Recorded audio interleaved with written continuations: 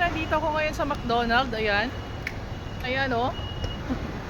Kasi nga, sabi ko kahapon, nililibre ko yung kasama ko, di ba? Bago kami mag-move sa Taoyuan. Ayan. Ito na lang ang orderin namin, no? O, di ba? 259, 448, 541, 450. Siguro ito na lang. O, busog na kami yan. Kaso walang soft drinks. Bakit walang soft drinks itong mga to? Try natin magpindot-pindot tayo. Yan.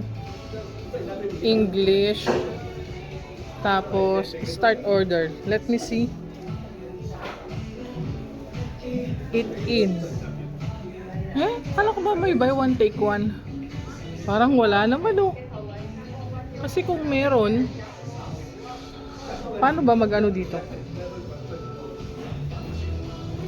My goodness, dinala pa ang katangahan dito. Pero wala talaga. Paano ba to? Parang cellphone din ba to? Oh, my goodness. Menu. Ito, menu. Ano naman? Team Taiwan breakfast.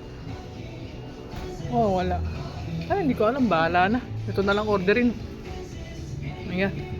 Nag-order na ako. Pero hanggang ngayon, wala pa yung kadate ko. Wala pa yung kasama ko. Wala pa yung kapitbahay ko. Medyo malapit na akong mapikon. Itatapon ko to. Naiinis ako. Wala pa. Alas 11 na. 11:30 dapat nasa bahay na kami. Kainis. Filipino time talagang. Ay nako.